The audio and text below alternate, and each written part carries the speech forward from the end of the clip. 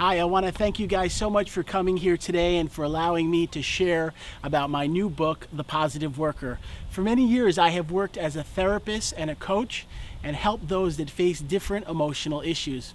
I decided to write my new book, The Positive Worker, because I believe many within companies are facing large amounts of obstacles and stress. The book is meant to be a guide to help those in your company grow stronger, more connected, and to figure out how to work at a higher level. I want to share how I got the idea to do this book and many of the lessons that have been learned over many years of coaching both businesses and executives. I want to start in the year 2008. I was working as a therapist, helping many business clients and allowing them to learn how to grow. A very wonderful woman came into my office and she shared that she was having some marital problems. She had told me she wanted to be a teacher, but ended up finding a part-time job at a company called Lehman Brothers. She was working there and really enjoyed both the coworkers she had and the high level of pay she was earning. What started to happen in 2008 was a shock to her as well as everyone else. It began a financial crisis and everything was falling apart within Lehman Brothers. I was nervous for her because this job not only was something she loved, but also provided for her husband and her 2 children. I then watched as she was going to work and facing a huge level of stress. People there had their whole life savings invested in the retirement accounts of Lehman Brothers. She was nervous that people were going to lose their jobs and the company was going to go bankrupt. But despite all of these obstacles, she stayed optimistic. She told me that she didn't care if she lost her job. She was going to be kind, helpful, and be warm to everyone she encountered at her position. This was not the norm at that time. Everyone else was scared and worried and feeling like things were falling apart. But she stayed optimistic and helpful. And then what happened she couldn't control. Lehman Brothers did go bankrupt and the company was closing and everyone would lose their job. Now, a miraculous thing happened to this woman who stayed positive and motivated and continued to keep a good attitude.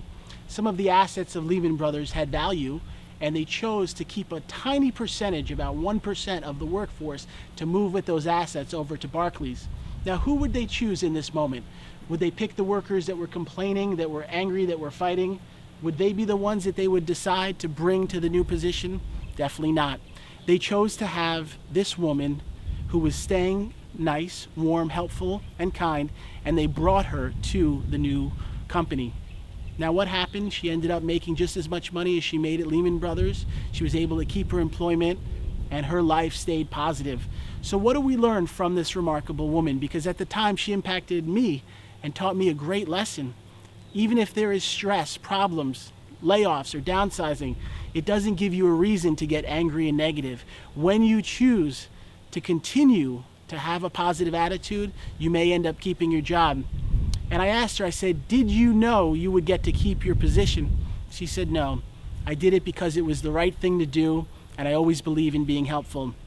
I want to share some lessons that have really impacted my life as a therapist and help businesses learn to grow stronger. There is a feeling in a company that you are all together. Many different personalities and people work within a business, but you all need each other. A woman came to me after a tragic situation. She was married for many years, and her husband died suddenly of a heart attack. This was so sad and stressful for her to know that she had become a widow. But even more pressing was that her job provided for her family, and without the income from her husband, she would be struggling to survive and keep her life going. She had to leave work because she was under so much stress from his passing. And during the time she took off, her coworkers came together to do something wonderful. They each made a card and wrote to her and told her how much they appreciated her, how sad they were to see her go, and how they would love her to come back and be back on their team. She got a big box with all their cards, and it made her completely filled with hope and kindness. She chose to go back and begin again at that job. And while she was there, she was struggling to really be able to handle everything. But she said the warmth and love that her coworkers showed her during her hardest time, it gave her the energy to continue and allowed her to stay positive. She ended up going back and working for many years and made it through that very rough situation. Not everybody is able to get along easily with coworkers. I want to share a story of a large company that makes cosmetics. They have a factory where many products like colognes and perfumes and beauty products are made, and they have a group of people that their job is to make sure that everything was done properly. They stamp that everything is appropriate, and they allow it to be sold in stores.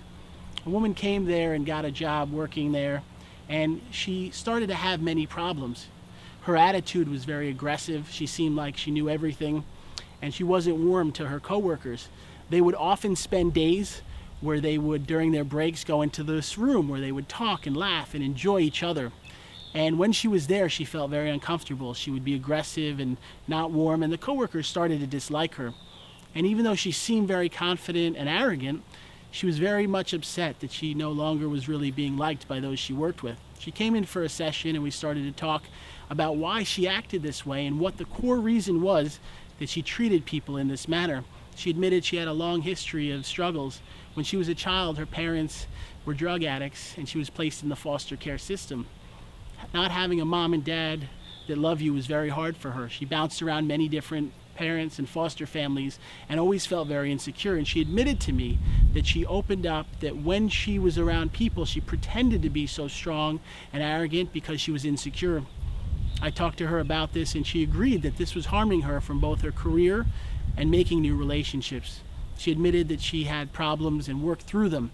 And one of the lessons was to be nice and open and warm. And she went back into that break room, and she apologized and started to be nice and listen and helpful to those that she worked with. And they did take her back and accept her, and she ended up feeling a lot happier and joyful about the job.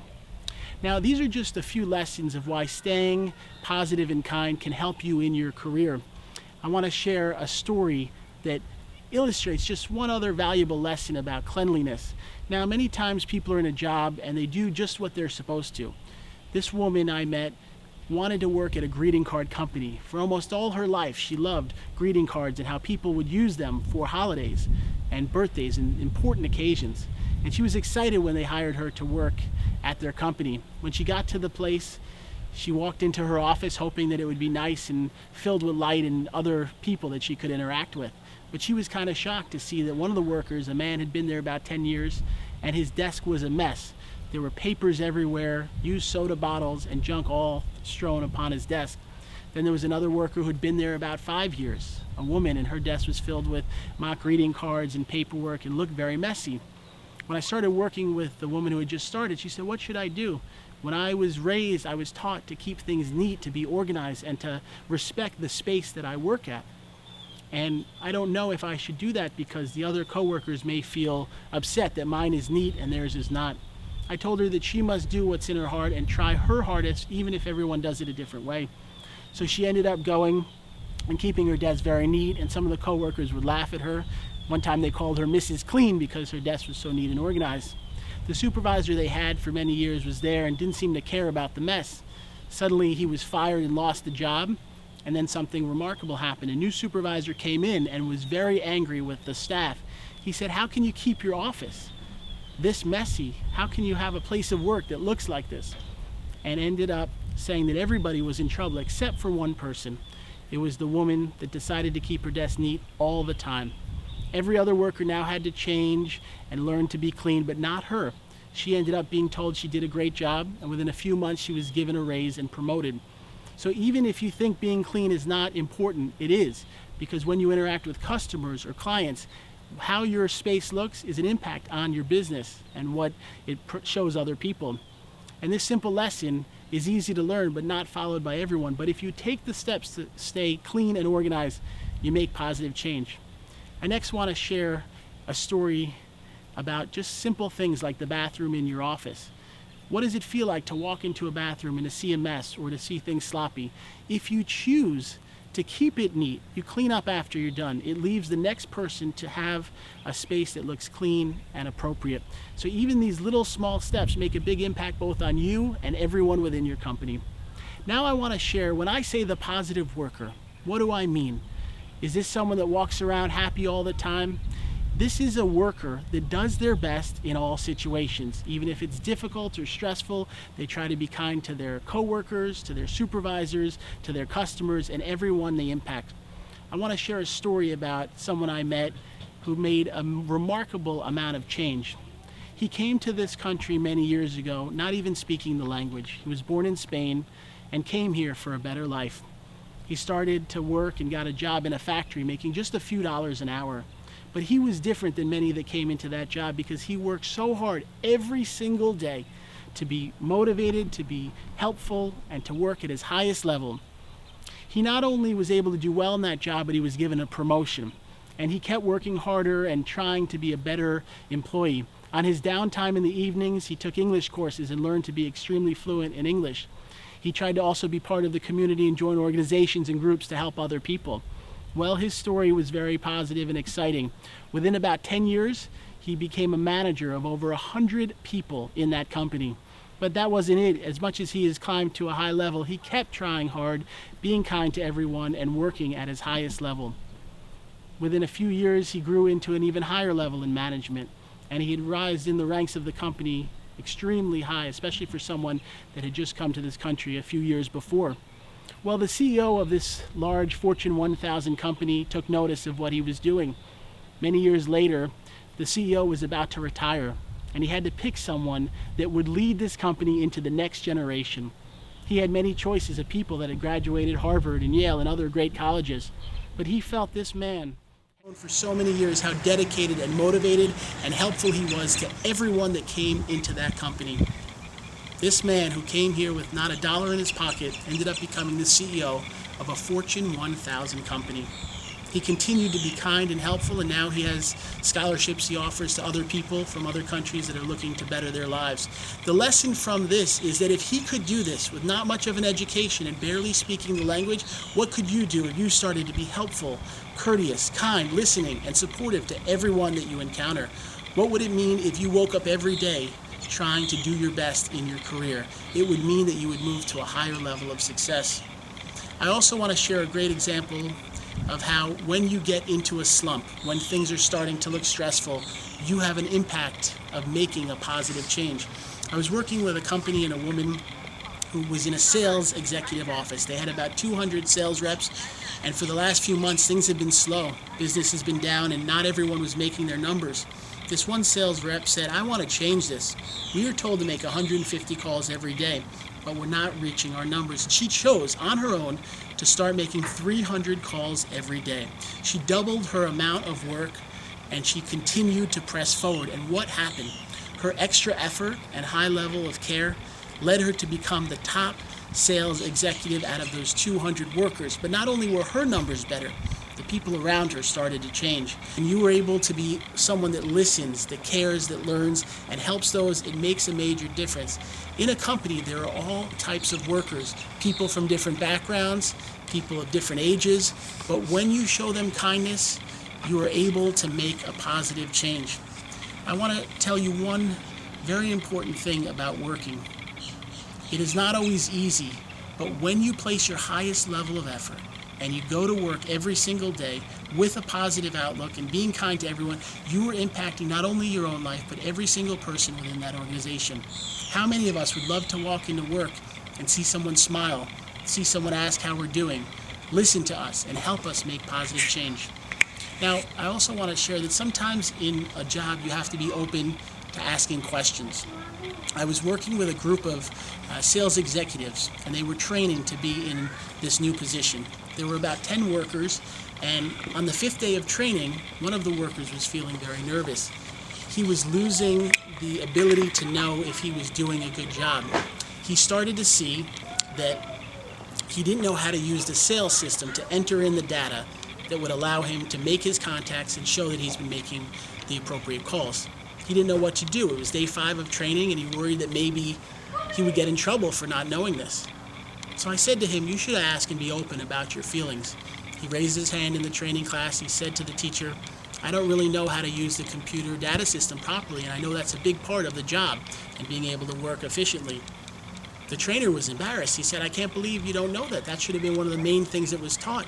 Maybe not everyone caught on to what they were supposed to be doing. So the trainer then asked the rest of the 10 trainees, "Do any of you have an issue with the computer system? If anyone doesn't know it perfectly, raise your hand."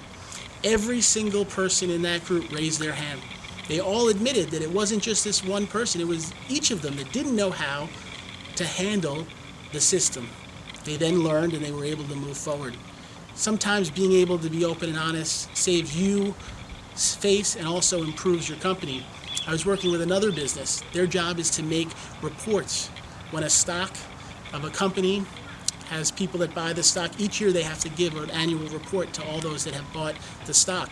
And one error, one typo in that means that they have to completely print all of them over again. There was a new worker starting there, and he didn't know if he should tell them that he found a mistake.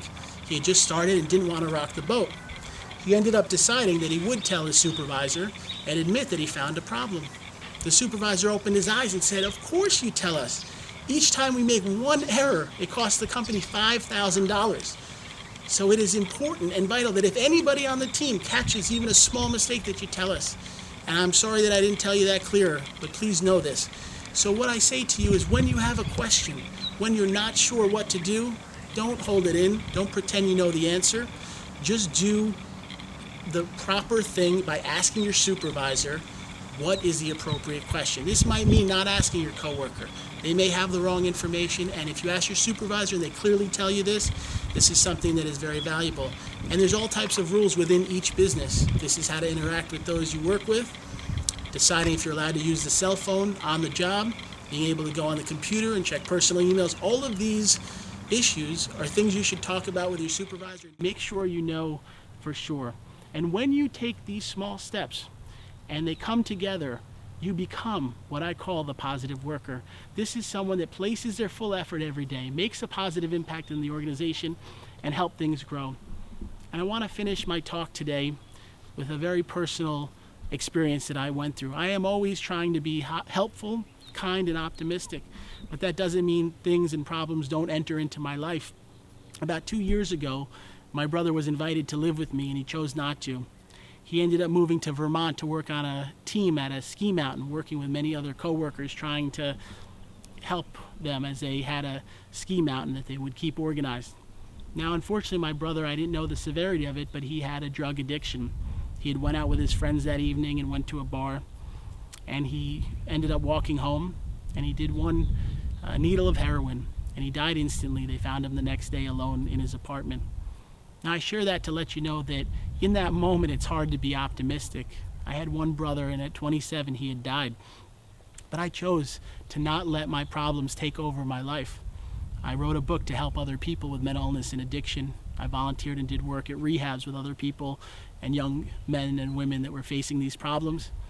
And then I continued to press on, to continue my work educating companies and making a positive difference in the world. I wrote this new book, The Positive Worker, because I know being in a job is vital for all of us. When we have a position, we want it to be the best we can achieve. And when you take these small steps and you're willing to adapt and make positive change, you can come together. And I hope this little video and I hope my talk shared with you that you can make yourself a warm, kind, helpful, optimistic, and positive worker. And when you choose to do that, you are bringing everyone up around you, from your coworkers to your supervisors to yourself. I thank you so much for letting me share this with you today, and I wish you an amazing day. Thank you so much.